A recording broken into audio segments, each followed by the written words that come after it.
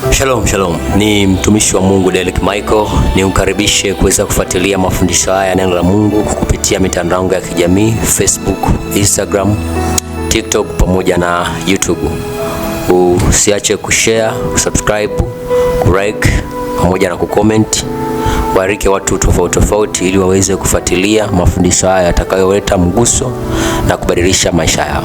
Mungu alipotuumba wanadamu alitupa neno lake, na neno lake ambalo alilotupa, Biblia inasema kwamba Mungu hulituma neno ili kuwaponya watu na kuwatoa kwenye maangamizi.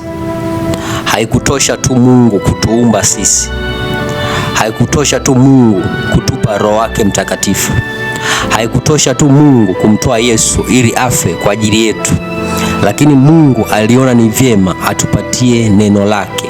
Neno lake akaliweka kwenye maandishi, na kwenye haya maandishi ambayo aliyoweka ndio ikapatikana Biblia, na ndio neno la Mungu ambalo sisi tunaishi kupitia neno la Mungu.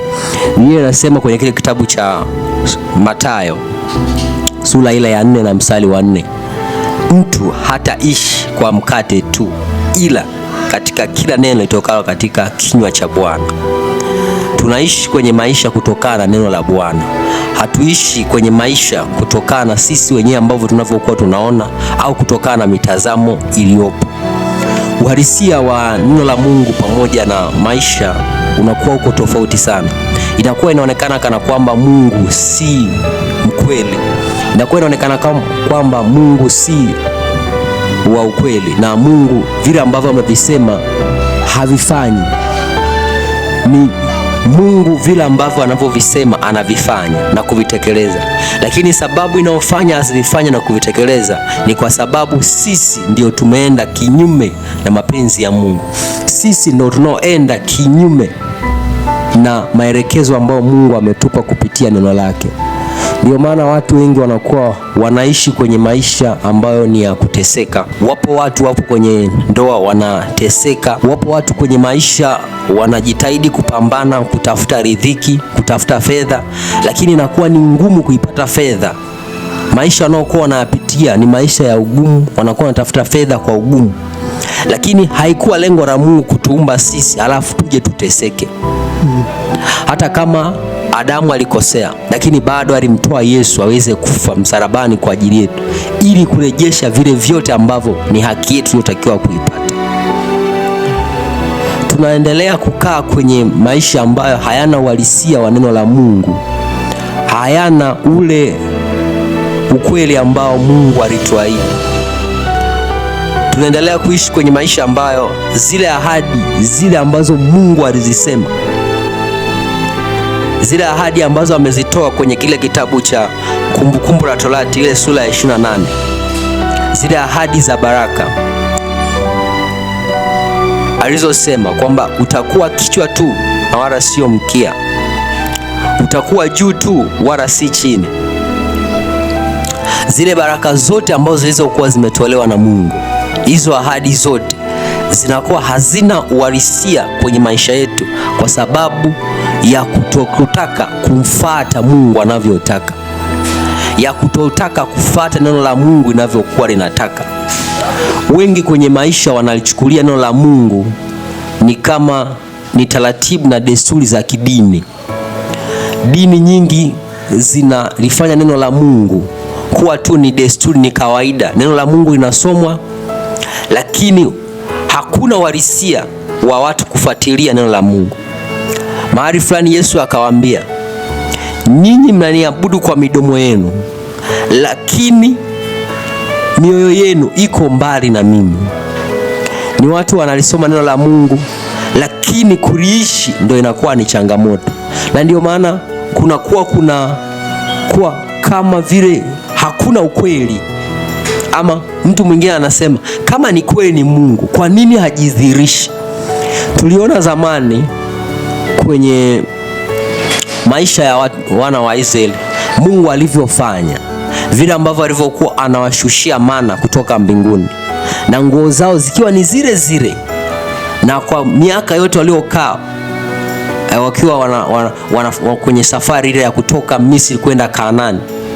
Kwa ule muda wote ambao waliokuwa wanasafiri, nguo zao zilikuwa hawabadilishi, na nguo zao zilikuwa zikikua sawa na wao ambao walivyokuwa. Haya ni mambo ambayo Mungu alikuwa akiyafanya, lakini leo hii hatuyaoni tena. Leo hii ile miujiza mikubwa hatuioni tena. Leo hii hatuoni tena watu wakiinuliwa kwa ukubwa zaidi. Watu wakiinuliwa ni watu wachache, ni baadhi ya watu wanaoinuliwa, na hao watu ambao wanaokuwa wameinuliwa na Mungu ni wale ambao wameamua kuliishi neno la Mungu. Lakini wengi, maisha yanaendelea kubaki vile vile. Ni waombaji lakini maisha bado yako vile vile. Ni waumini lakini maisha yako bado vile vile. Ni Wakristo waliookoka lakini maisha bado yako vile vile. Na changamoto kubwa ni kutokuliishi neno la Bwana. Hakuna uwezekano wa mtu yoyote kufanikiwa kama hataamua kuliheshimu neno la Bwana, kama hataamua kuliheshimu neno la Mungu.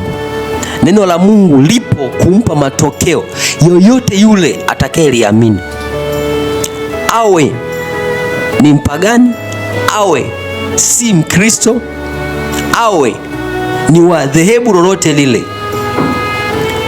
Akiamua kuliishi, akiamua kulipokea neno la Mungu na kuliamini kama lilivyo, lazima limpe matokeo. Lakini kwa wale wachache ambao wanalichukua neno la Mungu na kuliweka kwenye maisha yao, wanalibeba neno la Mungu, wanaishi kama neno la Mungu lilivyo, lazima matokeo yanapatikana. Tunao mfano wa watu hawa, Wakristo wenzetu kutoka Nigeria.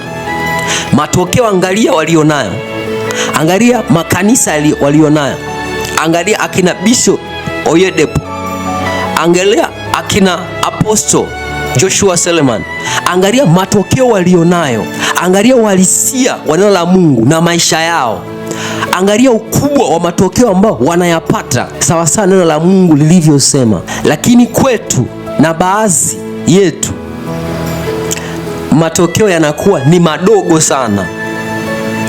Wapi uhalisia wa Mungu? Uko wapi uhalisia wa Mungu? Yako wapi matendo ya Mungu ambayo yanatakiwa kujizirisha kwenye maisha yetu? Gideoni akawa anamlalamikia Mungu, akawa anamwambia Mungu, wewe kweli ni Mungu ambaye ni wa Israeli na unafanya matendo makuu, lakini yako wapi matendo yako makuu? Mbona mimi nimetoka kwenye familia tena maskini na tena bado tunaonewa? Ni Mungu hawezi akajidhihirisha kama hajapewa nafasi. Uwezekano wa Mungu kuleta matokeo ambayo unaokuwa unayataka upo sawasawa na ambavyo utakavyolipa neno la Mungu nafasi kwenye maisha yako. Nafasi unaoipa neno la Mungu kwenye maisha yako ndiyo inaamua matokeo gani uweze kuyapata. Matokeo madogo au kiwango kidogo cha matokeo kinatokana na uwekezaji wako ulioweka kwenye neno la Mungu. Uwekezaji mdogo kwenye neno la Mungu ndio unazalisha matokeo madogo kwenye matokeo ya maisha yetu, kwenye kazi zetu, kwenye huduma zetu, kwenye ndoa zetu, kwenye familia zetu. Zipo familia ambazo kwao hakuna hata mmoja ambaye amewahi kutajirika. Hakuna hata mmoja ambaye ni mfano wa kuigwa na ulimwengu, ni mfano wa kuigwa na nchi, ni mfano wa kuigwa na dunia, kwamba kuna kitu wamekileta na kina matokeo ambayo yamebadilisha watu, yamesaidia kujenga maisha ya watu. Na kwenye maisha tumeumbwa kwa ajili ya kuja kutimiza kusudi la Mungu, na mmoja ya kutimiza kusudi la Mungu ni kuhakikisha tunaleta matokeo kwenye maisha ya wengine, ni kuhakikisha tunagusa maisha ya watu wengine. Lakini hakuna mguso kwa sababu hakuna utekelezaji wa neno la Mungu, hakuna ufuatiliaji wa neno la Mungu, hakuna uthubutu wa kulitumia neno la Mungu ili kuasili maisha. Wengi wanapambana ili wapate fedha. Fedha ni mali ya Bwana na dhahabu ni mali ya Bwana, lakini wengi wanang'ang'ana kupambana fedha na kushindwa kumfuata Mungu na kushindwa kumfuatilia yeye ambaye anayetoa fedha na dhahabu. Biblia inasema tafuteni kwanza ufalme wake na haki yake, na hayo mengine mtazidishiwa. Lakini ni vice versa ya watu wanavyokuwa wanafanya kwenye maisha. Watu wanahangaika zaidi kutafuta fedha, watu wanahangaika zaidi kutafuta umaarufu, watu wanahangaika zaidi kupata mali na kushindwa kulifuata neno la Mungu. Ili fedha, mali na dhahabu zije, zinakuja kutokana na umefuata neno la Mungu.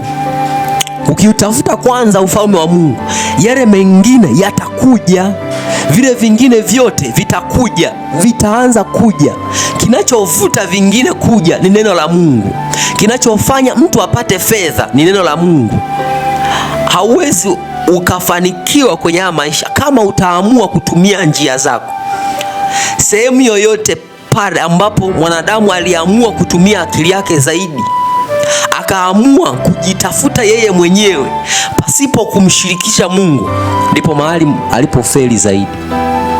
Wengi ambao waliamua kutumia nguvu zao, kutumia akili zao, ndio hao ambao waliofeli. Wapo watu wengi sana waliamini akili zao, waliamini nguvu walizonazo, waliamini watu walionao, lakini mwisho wa siku walifeli. Mwisho wa siku hawakufanikiwa kufikia vile ambavyo wanataka kufanikisha. Lakini kama tutaamua sisi wenyewe kwamba nimeliamini neno la Mungu na nitaliishi neno la Mungu sawa sawa na Mungu alivyoelekeza, tutayaona matokeo. Tutaona uhalisia wa Mungu akiwa anafanya vitu kwenye maisha yetu. Tutaona maisha yetu yakibadilishwa. Tutaona maisha yetu yakigeuzwa. Tutaona maisha yetu yakileta mguso kwa watu wengine. Tutaona uhalisia wa Mungu mwenyewe akijidhihirisha kwenye maisha yetu. Mungu ni yule yule jana, leo, kesho na hata milele. Ila waliobadilika ni binadamu. Wanaobadilika na kumfanya Mungu asilete matokeo ni binadamu. Watu wanabadilika, hawafuati zile taratibu, yale mausia ya Mungu, ile sheria ya Mungu wameisahau. Na kwa vile tumeisahau sheria ya Mungu, na kwa vile tumesahau kufuata mausia ya Mungu, ndivyo hivyo ambavyo tunavyokuwa tunaendelea kuishi kwenye ugumu wa maisha. Kwa kadiri ambavyo tunavyokuwa mbali na neno la Mungu, kwa kadiri ambavyo mtu anavyokuwa haishi sawa sawa na neno la Mungu, ndivyo hivyo ugumu wa maisha unaongezeka. Urahisi wa kwenye maisha upo kama tutaamua kulifuata neno la Mungu, kama mtu ataamua kulisoma neno la Mungu na kisha baada ya kulisoma akalifanyia kazi, litaleta matokeo. Mungu ameapa akasema, sitamdanganya mwanadamu, sitawahi kumdanganya mwanadamu. Manake kila ahadi aliyoisema itatimia. Kila ambacho amekisema kwenye neno lake kitakuwa ni dhahiri. Na hakika kama tutaamua kumfuata huyu Mungu, na hakika kama tutaamua kuliamini neno la Mungu, siku moja litatupa matokeo. Inaweza isiwe leo, inaweza isiwe kesho, inaweza isiwe kesho kutwa, lakini ipo siku Mungu ataleta mabadiliko. Ipo siku Mungu atafanya muujiza. Hata wakati wa Nuhu alivyokuwa anasema kuna gharika ya mvua inakuja, watu hawakumwamini, watu hawakumsikiliza. Miaka yote ile aliyokuwa anawaambia kwamba kuna mvua itanyesha kwa muda wa siku 40, hawakuamini. Lakini kuna siku mvua ilinyesha, gharika ilikuja. Huyu Mungu tunayemwamini, huyu Mungu tunayemtumikia, kuna siku atalifanya jambo. Wekeza maisha yako kwenye neno la Mungu na usiwekeze maisha yako kwenye kutafuta maisha. Acha kusumbukia maisha, sumbukia kulielewa neno la Mungu. Ukilielewa neno la Mungu na ukaliamini, utakuwa umefanikiwa kupata vile ambavyo unavyokuwa unalitaka. Wewe ambaye umemwamini Mungu na wewe ambaye umeamua kubaki na Mungu, endelea kubaki na Mungu. Siku moja Mungu atajitukuza kwenye maisha yako. Siku moja Mungu atafanya jambo litakalowashangaza maadui zako, litakalowashangaza wale ambao wanakucheka. Leo ni wakati watu wanakucheka, lakini kuna kesho itafika watu watakufurahia. Wale waliokucheka watakupigia makofi. Mungu akubariki sana na akutangulie. Nikutakie ufuatiliaji mwema wa neno la Mungu ili ulete uhalisia katika maisha yako. Amen.